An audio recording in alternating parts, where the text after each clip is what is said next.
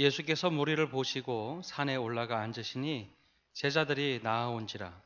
입을 열어 가르쳐 이르시되 심령이 가난한 자는 복이 있나니 천국이 그들의 것이며 애통하는 자는 복이 있나니 그들이 위로를 받을 것이며. 아멘.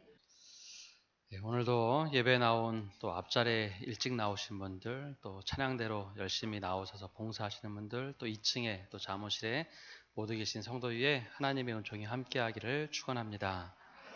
우리 옆에 분들과 함께 인사 나누겠습니다. 좋은 교회 잘 오셨습니다.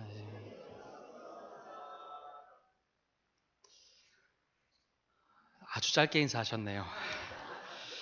목회를 하면서 다양한 성도들을 만나고 신방을 하게 됩니다. 하루 일당을 받기 위해서 새벽 2시에 출근하는 분도 보았고요. 또 대기업 이사로 계셨던 분도 보았습니다.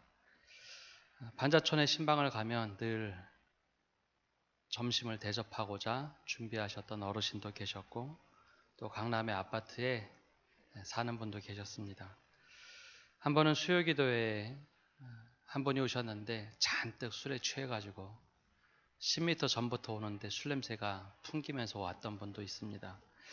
다른 분들에게 방해가 될까봐 2층에 함께 올라가서 손을 붙잡고 예배 드린 일도 있었고, 또 주일이면 말끔하게 정장을 차려입고 오시는 분도 계셨습니다. 운수회사 노동조합에서 일하시는 분도 계셨고, 운수회사 회장으로 섬기는 분도 계셨습니다. 또 정치인으로는 더불어민주당 의원도 있었고, 또 자유한국당 지부 대표하시는 분도 계셨습니다. 교회는 이처럼 각자의 삶을 살다가 하나님의 부르심에 따라서 한 하나님을 믿고 한 성령 안에서 예수 그리스도를 주로 고백하고자 모인 한 공동체로 모인 모임이 교회입니다. 이렇게 다양한 삶을 살고 계시는 분들이 주님의 부르심에 따라 모였는데, 외양이라는 겉 한꺼풀을 벗겨보면 모두가 하나님 앞에 서는 단독자로 서게 된다라는 겁니다. 물론 이분들의 내면을 좀 더 들여다보면 모두가 다 아픈 가정사 하나씩은 가지고 계시고, 또 자녀를 키우면서 어려웠던 일, 또 부부간의 갈등, 또 고부간의 갈등, 어려움의 경중의 차이는 있지만 우리가 하나님 앞에서 때론 힘들기도 하고 부끄러운 모습이 있다라는 것이죠. 하나님 앞에서 우리가 부끄러움이 있을 수밖에 없는 존재입니다. 겉으로 드러나는 것이 내가 아니라 내 자신이라는 존재를 자세히 살펴보면 하나님 앞에서는 늘 부끄러운 모습이고 또 죄인된 모습이 드러나고 합니다. 그래서 우리는 하나님이 필요한 존재입니다. 오늘은 애통하는 자에게 임하시는 위로라라는 주제로 우리에게 말씀하시는 하나님을 함께 만나보도록 하겠습니다. 예수님께서 공생애를 시작하고 나셔서 얼마 되지 않아 무리들과 함께 산에 오르셨습니다. 무리들과 함께 산에 오르자 제자들이 그 앞에 조금 더 나왔을 때 예수님께서는 입을 열어 긴 설교를 하셨습니다. 마태도 기억하고 있고 누가도 기억하고 있던 그 긴 설교를 우리는 산상수훈이다라고 이야기를 합니다. 마태복음에는 5장에서 8장에 이르는 그 산상수훈 첫 예수님의 일성은 팔복으로 시작을 합니다. 우리나라 말로는 이제 복이 있으라라는 팔복으로 하지만 이 말씀은 행복하여라라고 번역하는 것이 조금 더 옳은 표현입니다. 저희가 말씀을 읽을 때는 심령이 가난한 자는 복이 있나니 라고 조용조용하게 읽지만 실제로 예수님께서는 그렇게 말씀하신 것이 아니라 웅변조로 수많은 무리들에게 들려주셨던 음성이기 때문에 외치면서 이 말씀을 하셨죠. 3, 4절을 조금 더 정확하게 번역을 하면 이렇게 이야기할 수 있습니다. 행복하여라 마음이 가난한 사람들아, 왜냐하면 하늘나라가 그들의 것이다. 행복하여라 슬퍼하는 사람들아, 왜냐하면 그들이 위로를 받을 것이다. 원래 팔복을 다 해야 하는데 오늘은 이 앞부분만 좀 보려고 합니다. 예수님께서 크게 외치시면서 제자들과 무리에게 하셨던 이 음성, 첫 번째 마음이 가난한 사람들을 이야기하셨습니다. 이 가난하다라는 헬라어에는 크게 두 가지 단어로 사용이 됩니다. 일반적인 가난이라는 단어도 있고 또 하나는 절대 빈곤이라는 뜻도 있습니다. 이 두 단어 중에 예수님께서는 후자를 택하셨습니다. 절대 가난한 이들은 누가 도와주어야만 사는 사람들을 이야기합니다. 고대 세계 2000년 전에는 다들 어려웠기에 다들 가난함은 일상이었습니다. 그런데 절대 빈곤이라 하는 것은 누구에게 의지해서 살아가야만 하는 사람들을 말합니다.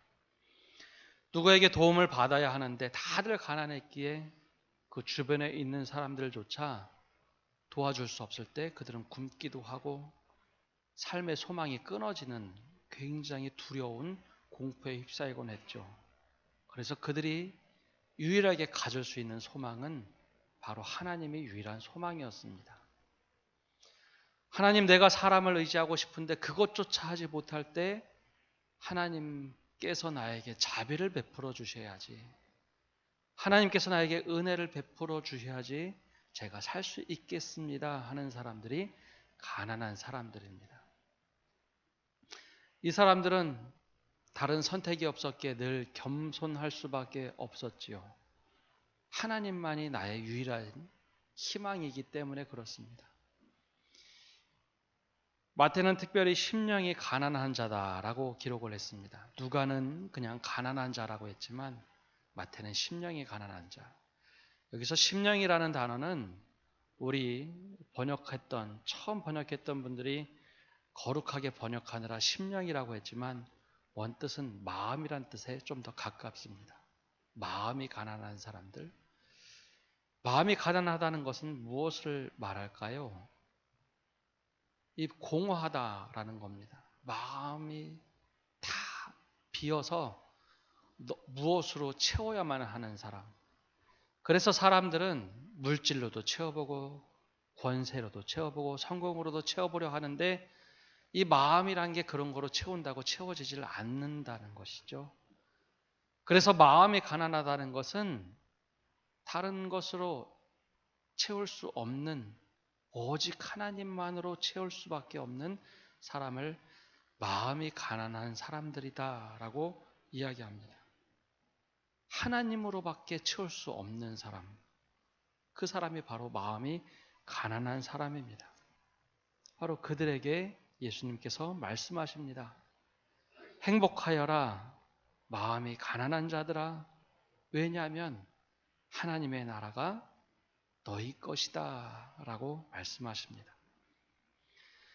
가난하여 오직 하나님만을 바라보고 하나님만을 의지해야 하는 사람들, 그 사람들이 누리는 축복이, 그 사람들이 누리는 행복이 바로 하나님 나라에 이미 들어가 있다라는 것이죠. 예수님께서 하시는 이 말씀에는 3절과 10절만 현재형으로 쓰여져 있고 나머지는 다 미래형으로 써져 있습니다.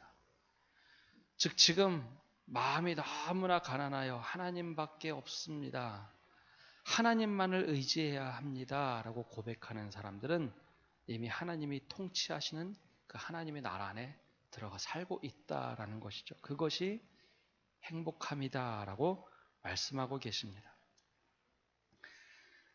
이것이 우리의 시선과 우리의 시각과 예수님의 시선이 다른 것입니다. 큰 차이가 나죠. 우리는 어느 누구도 사실 가난함을 추구하며 살아가지 않습니다. 절대 빈곤해서 살고 싶은 마음이 전혀 없죠. 오히려 성공하고 출세하고 부자가 되고 승진하고 다 잘 되는 것을 바랍니다. 그런데 웬일일까요? 예수님은 그런 것에 관심이 전혀 없으십니다. 그런 것에 휘둘리지도 않으셨습니다. 오히려 전적으로 하나님만 바라는 사람, 즉 마음이 가난하여 주님 한 분이면 된다라고 고백하는 사람이 바로 하나님 나라를 맛보며 살아가는 행복을 얻는다라고 말씀하십니다. 이 당대의 바리새인과 사두개인은 말씀을 가르쳤지만 그것만을 얘기하지 않고 그래도 권세가 있는 것, 권위가 있는 것, 성공하는 것에 대하여 늘 이야기했는데 예수님의 가르침은 대단히 충격적이었습니다. 적어도 그리스도인으로 제자의 삶을 살기 위해서 가난하지 않고는, 마음이 풍족하면 하나님의 필요 없는 존재가 되어버리기에 마음이 가난한 자들아 행복하여라, 하나님의 나라가 너희 것입니다 라고 말씀하셨습니다. 그렇다면 우리는 지금 마음이 가난한 사람들입니까? 전적으로 우리가 하나님만 의지하고 살아가는 사람들입니까? 저는 여기에 계신 모든 성도들이 마음이 가난하여 하나님만 찾고 하나님 나라를 누리는 성도가 되시기를 간절히 바랍니다.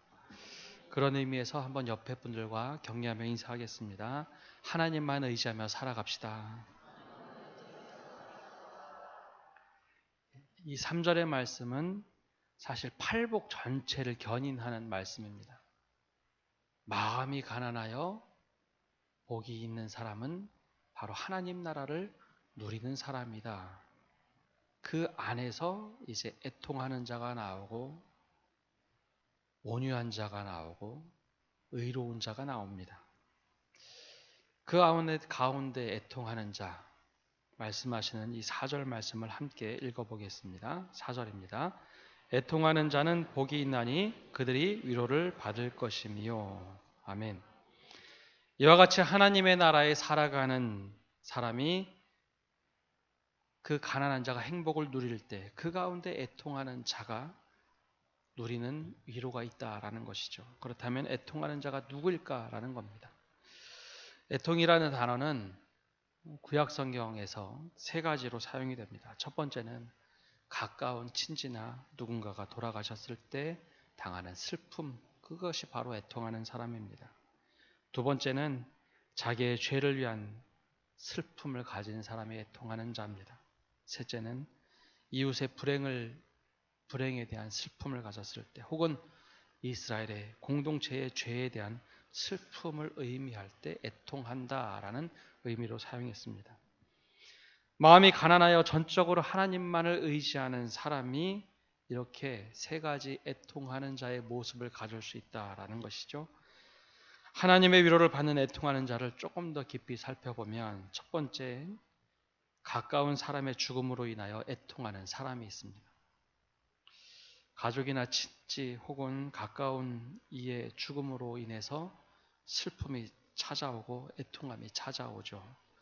이것은 누구에게나 일어나는 일입니다. 하나님을 믿든지 안 믿든지 이 애통함은 이 누구나 이 자체로 슬픔이 찾아오곤 합니다. 그런데 목회를 하면서 여러 번, 적어도 100번 이상의 장례를 치러보면서 한 가지 깨닫는 것이 있습니다. 가족을 잃은 애통함은 이 자체에 대해서는 동일하지만 각자의 느끼는 의미와 위로가 다르다라는 것입니다. 어떤 가정 장례를 가보면 그 장례 기간 내내 거의 분해서 우는 그런 가족들을 좀 보게 됩니다. 너무 울어서 실신을 하는 모습도 보았습니다. 또 어떤 가정은 장애 내내 싸우는 가정도 보았습니다. 특히 돈 문제가 끼면 굉장히 많이 다투게 되죠. 또 어떤 가정은 부모님의 장례를 치르면서 좀 엄숙하게 슬픔을 달래가면서 장례를 치르는 가정도 있고, 어떤 가정은 야, 이제 더 좋은 곳으로 가셨구나, 더 이상 고통도 눈물도 슬픔도 없는 곳으로 하나님 품으로 가셨기에 우리가 슬프지만 그래도 그나마 하나님 감사합니다 라고 고백하는 가정의 장례도 보았습니다. 다 똑같은 슬픔이긴 한데 이 장례를 치러보면 하나님의 위로가 특별하게 임하는 가정들을 좀 보게 됩니다. 똑같은 슬픔인데 내가 어떤 마음을 가지고 어떻게 애통하는 것에 따라서 하나님의 위로가 다르게 임하는구나 라는 것을 보게 되는 것이죠. 저는 여기 계신 성도님들이 어떠한 이유건 간에 사랑하는 사람을 이 땅에서 영원히 잃었을 때 그때 천국의 소망을 가지시고 하나님 우리 가족이 하나님 품 안에 영원히 안겼으니 고통도 슬픔도 없는 곳에 안겼으니 하나님 감사합니다. 그 마음을 가지고 경험하는 하나님의 위로가 있기를 간절히 축원합니다. 둘째로 애통하는 자는 나의 죄로 인해서 애통하는 자를 말합니다. 내가 예수님을 구주로 영접하고 하나님만으로 만족하며 살겠다고 다짐을 했는데 내 신앙의 모습이 언젠가 어느 순간에는 점점 퇴색돼 버리고 내 옛 자아가 확 드러날 때, 혹은 내가 죄로부터 자유하다고 생각하며 살아갔는데 어느 날 내가 죄의 굴레 아래 있다라는 것을 발견할 때, 그때 바로 애통하는 사람이 내 죄로 인해서 애통하는 자입니다. 이런 나를 깨달을 때 좀 당황스럽고 당혹스럽습니다. 이런 것은 고통이면서 애통함이지만 이 애통함은 하나님께 그 애통함과 간절함으로 나갈 때 그 애통함의 문을 열고 하나님께서 행복이라는 위로로 우리를 초대하신다라는 겁니다.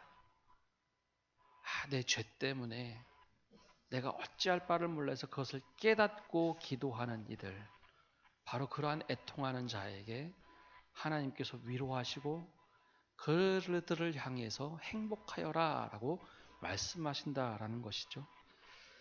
사도 바울이 로마 교회에 편지를 보낼 때 이런 고백을 합니다. 7장에 보면, 다른 번역본 성경으로 제가 한번 읽어드리겠습니다. 나는 내가 하는 일을 도무지 알 수가 없습니다. 내가 해야겠다고 생각하는 일은 하지도 않고 도리어 해서는 안 되겠다고 생각하는 일을 하고 있으니 말입니다. 그런데 그런 일을 하면서도 그것을 해서는 안 되겠다고 생각하는 것은 곧 율법이 좋다는 것을 인정하는 것입니다. 그렇다면 그런 일을 하는 것은 내가 아니라 내 속에 도사리고 있는 죄입니다. 내 속에, 곧 내 육체 속에는 선한 것이 하나도 들어있지 않다는 것을 나는 알고 있습니다. 마음으로는 선을 행하려고 하면서도 나에게는 그것을 실천할 힘이 없습니다. 나는 내가 해야겠다고 생각하는 선은 행하지 않고 해서는 안 되겠다고 생각하는 악을 행하고 있습니다. 오호라 나는 곤고한 사람이로다. 이 사망의 몸에서 누가 나를 건져내랴.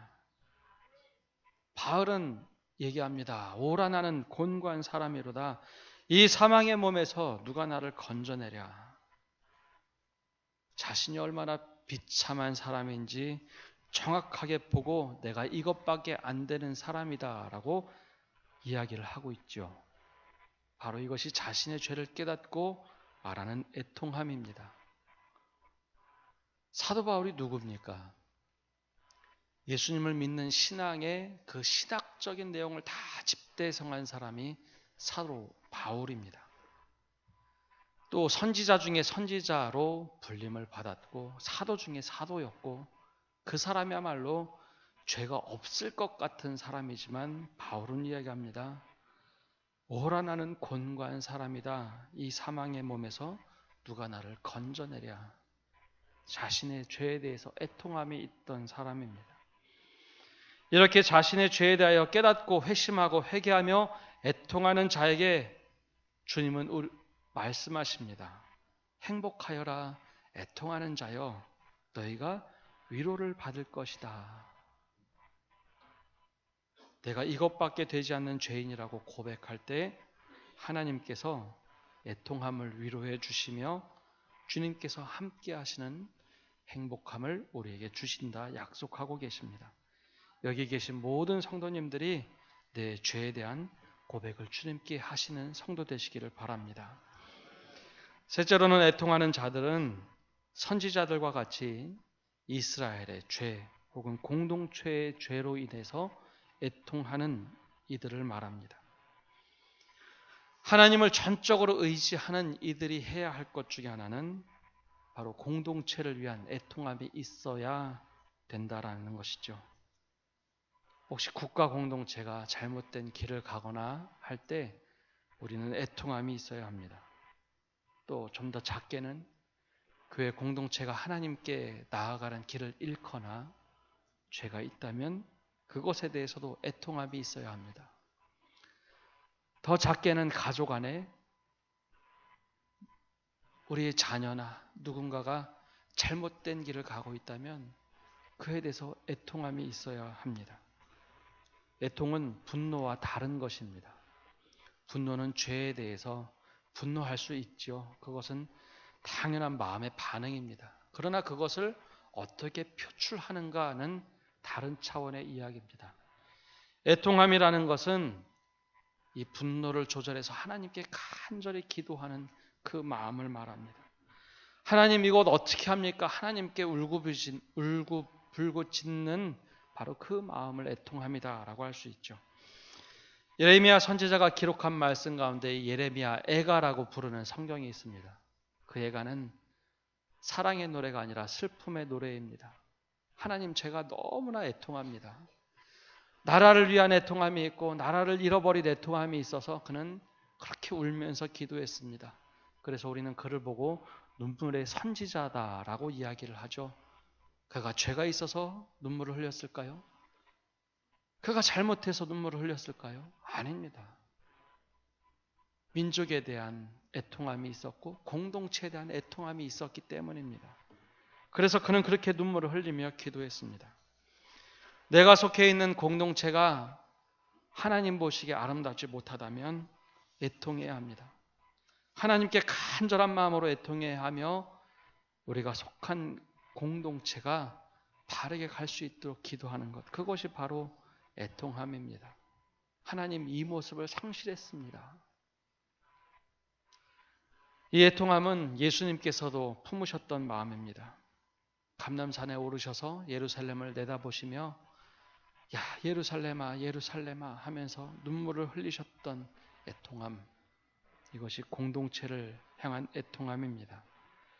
하나님께 전적으로 매달려야 살아가는 이에게 반드시 필요한 것은 내가 속한 공동체를 위해서 눈물을 흘리는 것입니다. 하나님 앞에서 애통해야 합니다. 100년 전 한국교회 부흥의 물결이 흐를 때가 있었습니다. 1907년 평양 대부흥운동이 있었죠. 그때 대표적인 목사님 중에 한 분이 길선주 목사님이었습니다. 그분은 새벽기도회를 만드셨던 분이기도 합니다. 그때는 1907년에는 길선주 목사님이 장로로 섬길 때였습니다. 1907년 1월 평양 장대현교회에 모여서 설의 말씀 사경회가 시작이 됐습니다. 옛날에는 솥단지 가지고 와서 농한기 때 다들 일주일씩 먹고 자고 교회에서 기도회를 했죠. 그렇게 말씀 사경회가 시작되었는데 다른 해와 달리 사경회 기간 동안에 냉랭하기가 그지없었습니다. 하나님의 은혜가 임할 만도 한데 은혜를 받는 사람도 없고 다들 차가운 마음, 냉랭한 마음만 있었습니다. 야, 이러면 안 되겠는데 그때 길선주 장로님이 비장한 얼굴로 자리에 일어나 앞에 나왔습니다. 그리고 이야기하기 시작했죠. 나는 아간과 같은 사람입니다.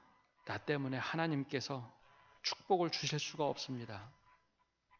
1년 전에 내 친구 중에 한 사람이 임종시에 나를 자기 집으로 불러서 이렇게 얘기했습니다. 길장로, 나는 이제 세상을 떠나는데 내 집사람을 돌봐 주시게.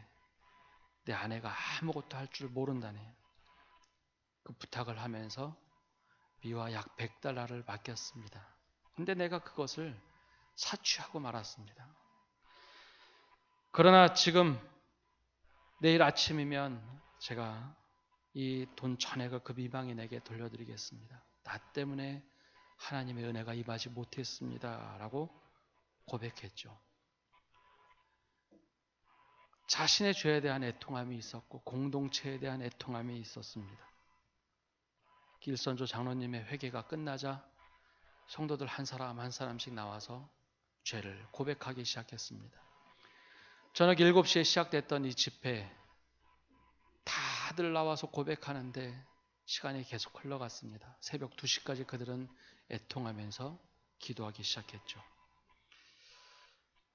이 출발은 사실 길선조 장로님의 출발이 아니라 그 바로 전에 있었던 선교사 하디의 고백이었습니다. 교회가 부흥되지 않자 이 선교사 하디가 그런 고백을 했죠. 앞에 나와서 많은 사람들 앞에 제가 죄인입니다.